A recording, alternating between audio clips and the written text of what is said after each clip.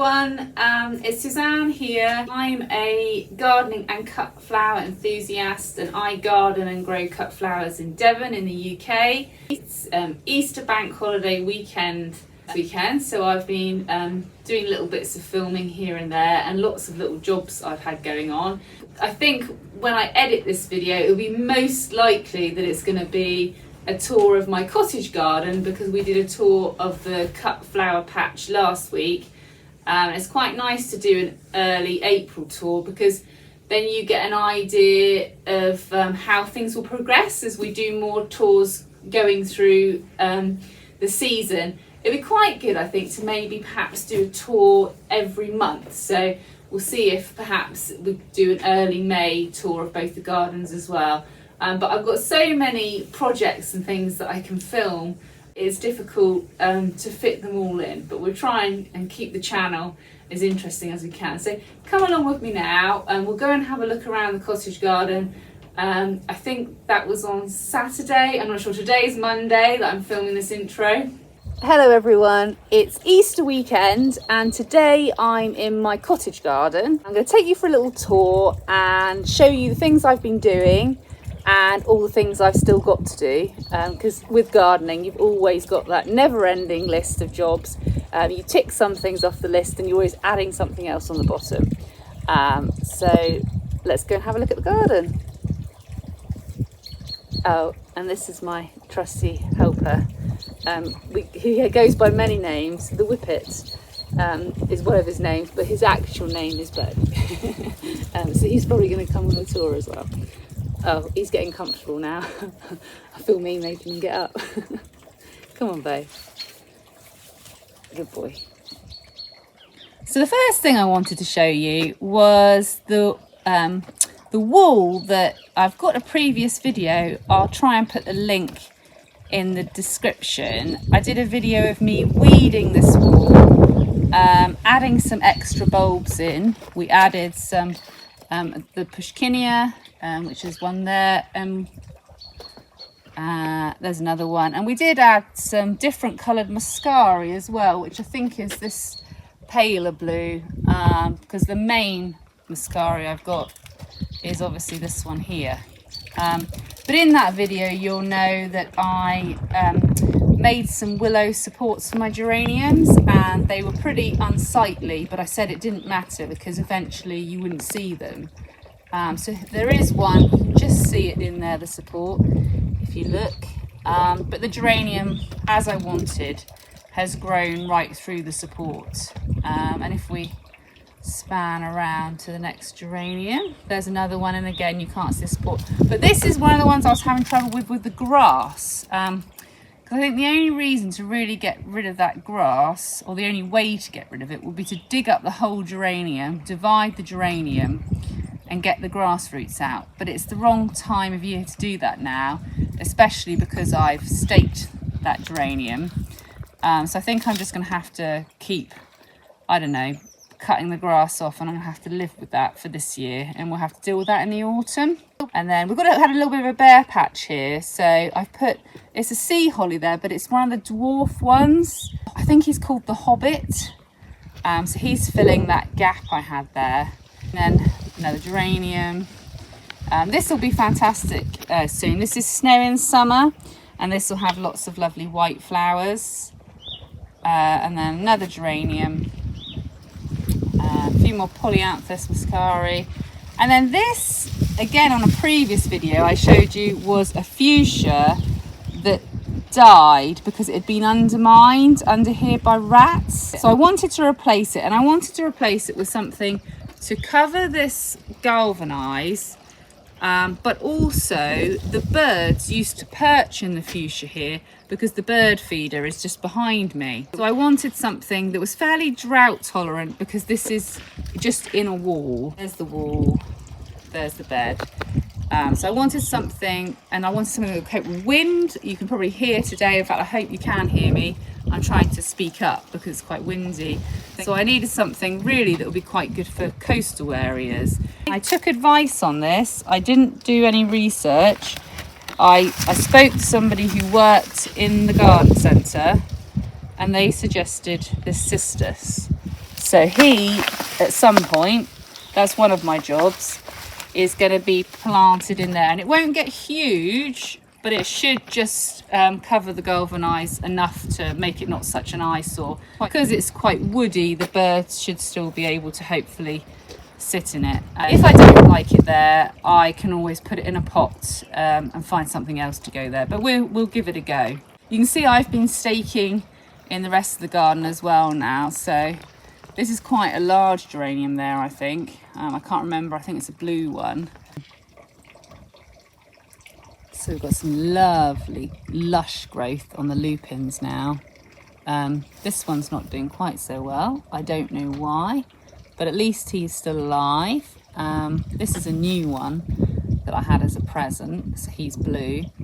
Buddleia's got a lot of nice new growth on it now.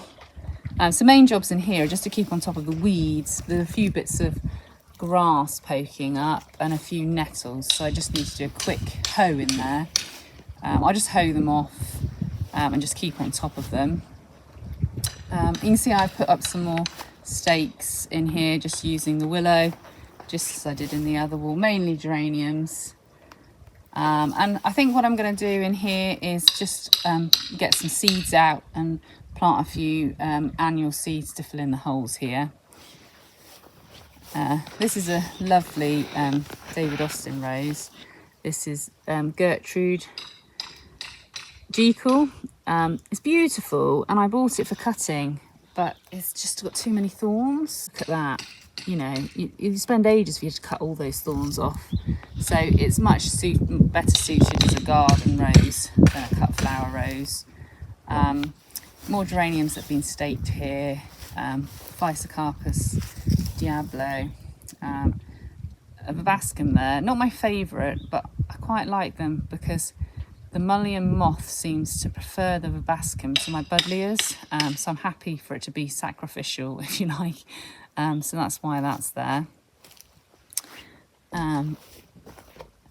This is so easy to grow from seed. So I grew all this from seed. Is it Aubrietta? I'm not sure how you say it, but I've got loads of campanula on my wall, but obviously that doesn't come out yet. So it's quite nice to have something a bit earlier.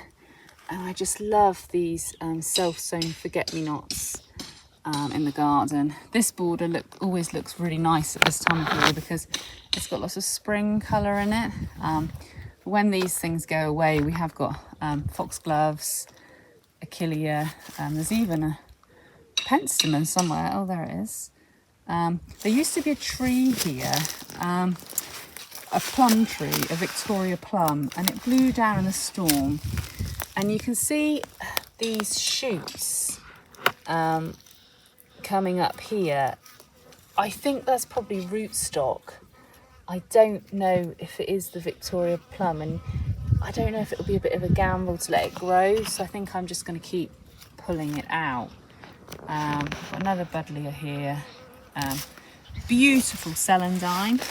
So that's one of the wildflowers that I don't class as a weed. I love the celandine. I don't like creeping buttercup because they creep, as the name would suggest, and they're a nuisance, but the celandine is lovely. And then I'll try not to fall over. See, there's some creeping buttercup in with this geranium look here, and just see its leaves, so that needs to come out. And this is sweet. I don't know what this one is. If you know, you can tell me in the comments. It's pretty little pink. And these are the leaves. And again, I didn't plant it. Some people would say it was a weed, but it doesn't offend me in any way. I think it's really pretty, really sweet. So that can stay. And then just in here, we've got lots of aquilegia coming. Some feverfew actually survived, so that's fantastic. The lavenders are really ropey and old, and I keep threatening to take them out. We'll see. That's still not going to happen today because I might give them a go. And then this is another David Austin rose. This is Lady of the Lake. So this one needs a really good feed because it's really not very well. I don't know if it was the drought last year, but he's not been very well for a while. So I need to give him a good feed, I think. I want to sow some borage for the bees, and I think this back corner here will be quite good for some borage.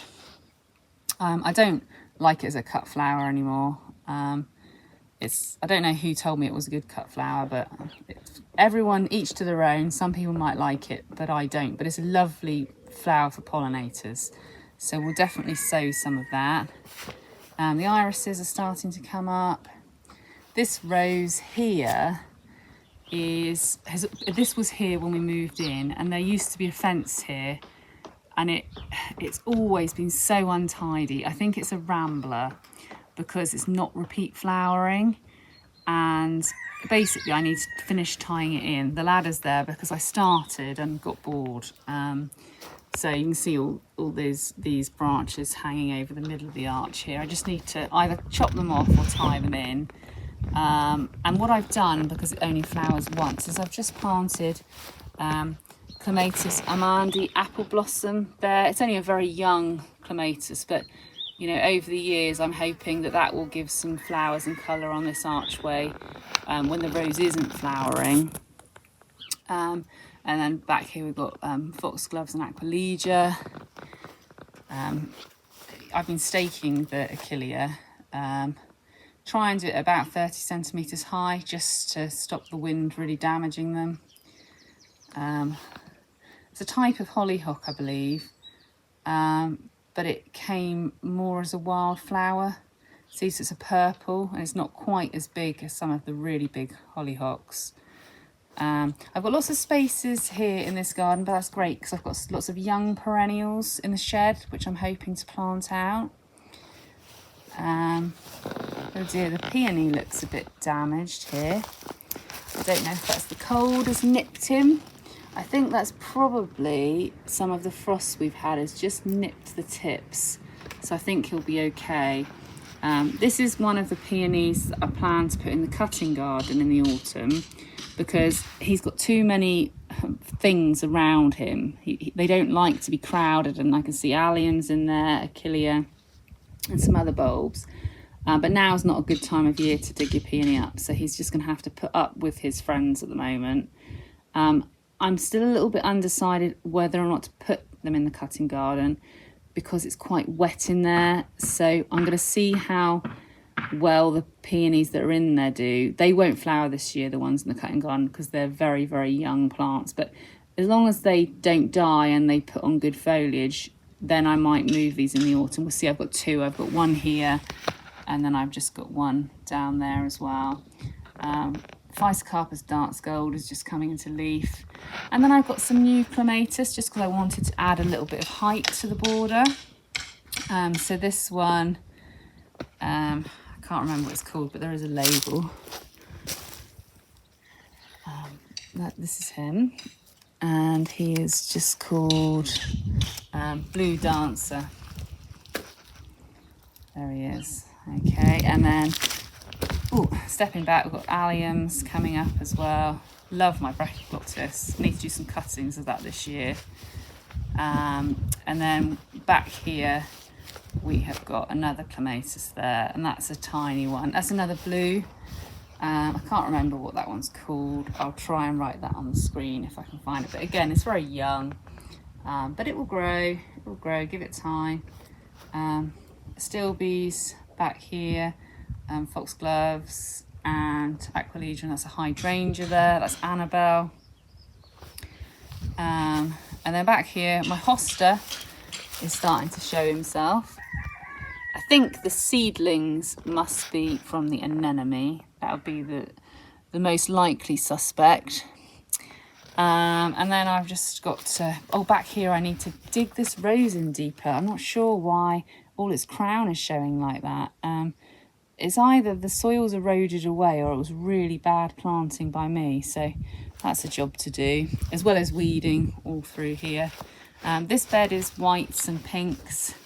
That daffodil's a very pale yellow, so it gets away with it, but I wouldn't want a bright yellow like that in there. I've had to take quite a lot of leaves off of the fatticer. That they've got quite badly nipped by the frost, but it's still okay. And then in this bed, mainly weeding really. Oh dear, my self-seeded broccoli or kale, whatever it was, looks like it's died. Oh, it looks like it's because it's been uprooted. But it's okay because I didn't actually plant it. So we'll just dig that up and get rid of that pot now. And then these roses here, this is Compassion. Really nice growth here. Really lovely, shiny, glossy. And then moving along, we've got nice honeysuckle here, a few tulips, and then this fuchsia definitely needs chopping back. We chop it back quite hard every spring, and it just will get this big again. But the bumblebees love this one, so that's definitely for the bumblebees. And then dead nettle along here, and this is a bit of a wild rose down here.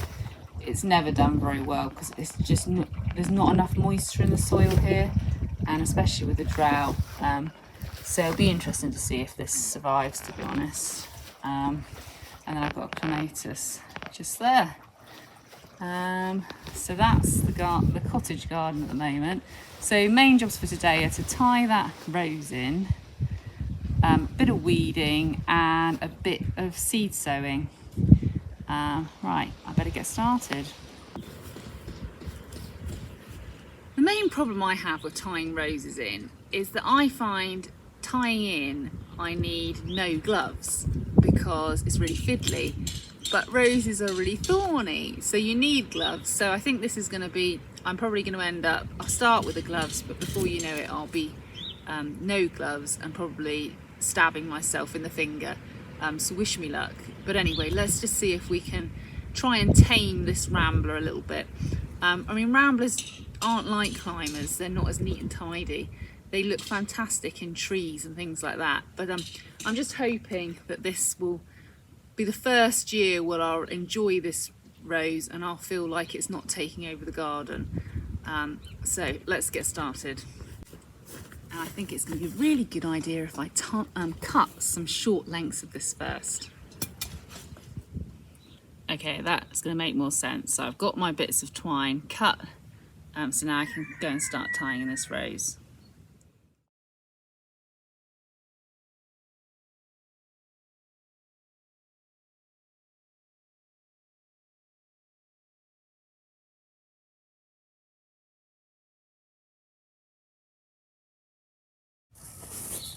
Okay, so I've tied the rose in and I've just pruned a little bit off of it. And as soon as this flowers, I will show you what it looks like because I'd love to know the variety. I've really tried to find the variety before, but I think it's such an old rose, it's quite hard to find. It has quite open, sort of creamy white flowers. But anyway, when it flowers, I'll show it to you and hopefully one of you might be able to help me identify it. I've got some really well rotted horse manure here now to try and give this lady of the lake a feed and see if we can rejuvenate it a bit.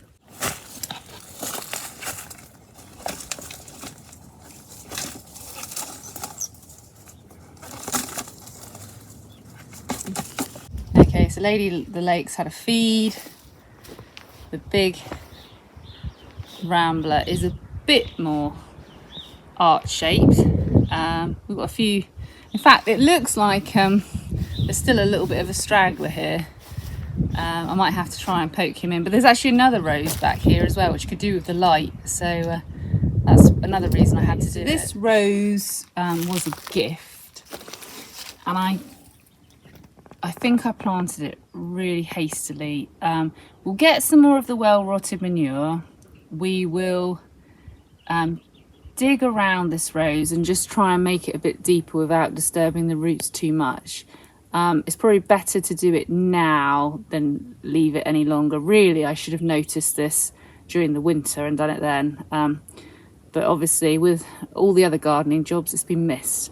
Anyway, let's get this dug in and give it a bit of manure.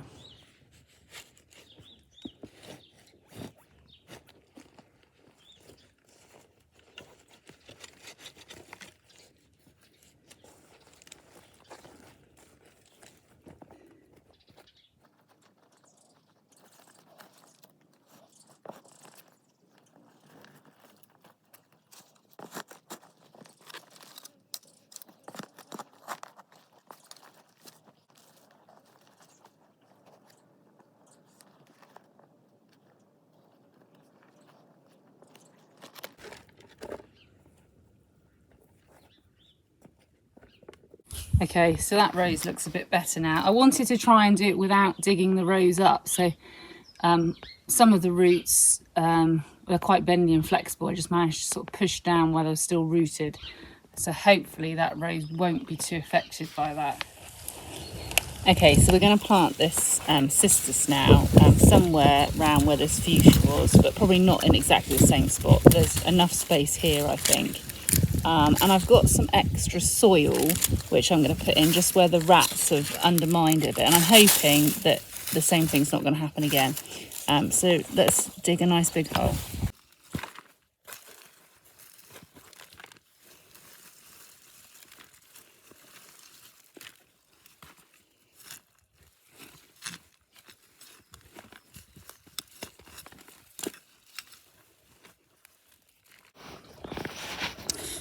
Okay, so here's the hole, and I like to put the pot in just to check the hole's big enough that there's space around the edge to put soil and that it's deep enough on the soil there. So that's perfect. So we'll go ahead, we'll take that out of the pot, pop it in, and then we'll give it a really good water.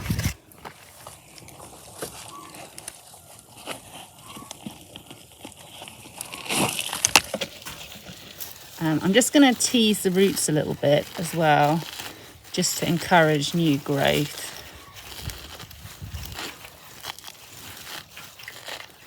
Otherwise, sometimes even when you plant them, they still think they're in the pot and the roots just go round and round. So let's get him facing the right way.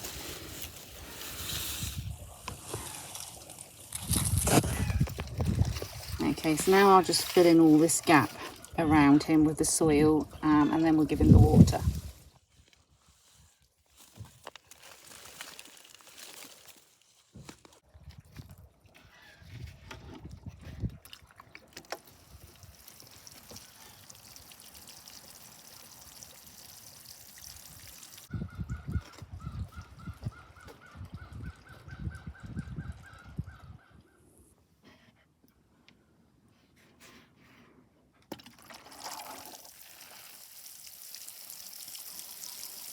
I just watered in the rose because where I have disturbed the roots, the water will help make sure that the soil and compost is touching the roots all the way around. I thought I'd just talk about what seeds we're going to sow in the cottage garden now. So I've just got a few. I've got some Californian poppies, which I got from the RHS seed scheme a few years ago. They're quite old seeds, so I'm just going to broadcast sow them, and if we get the odd one pop up, that'll be lovely, but I'm not expecting very much. The borage, seed was only last year, so these should germinate fine, and they're really big, so back of the border, and absolutely fantastic for your pollinators. The bees were humming around this last year. And it's a really nice blue with some pinks in it, really nice pastel sort of cottagey garden colours. And then this is the annual Gypsophilia, which is really airy. So I think this will look quite nice along the fronts of the borders. I didn't get on growing it as a cut flower because I couldn't get it to be sort of healthy and vigorous enough. But actually I think in the cottage garden along the front, filling in gaps, I think it will work really well.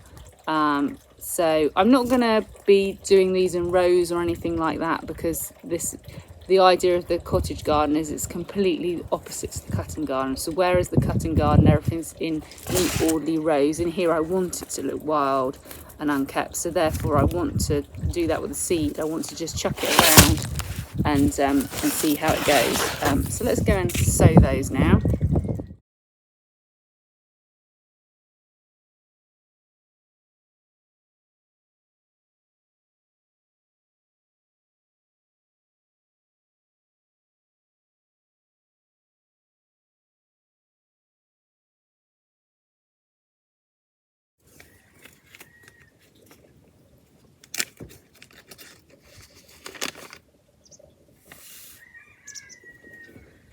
And then that's the Gypsophilia, and I'm going to put this in a couple of the beds because white sort of works with everything.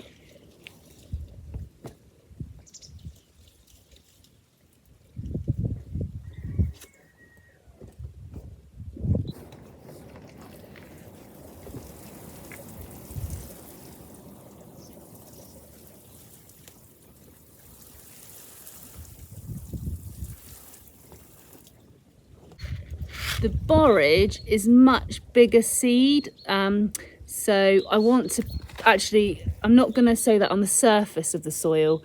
I'm going to tuck it down underneath. So let's go somewhere inconspicuous where it's not going to take over to do that.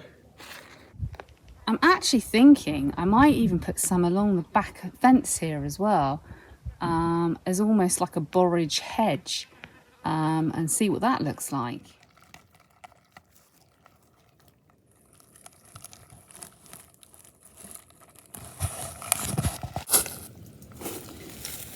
I just need to clear some of the mulch here so that the seeds have got a chance, but that's brilliant because the soil underneath here is really moist, so it should be perfect for the borage seeds to germinate.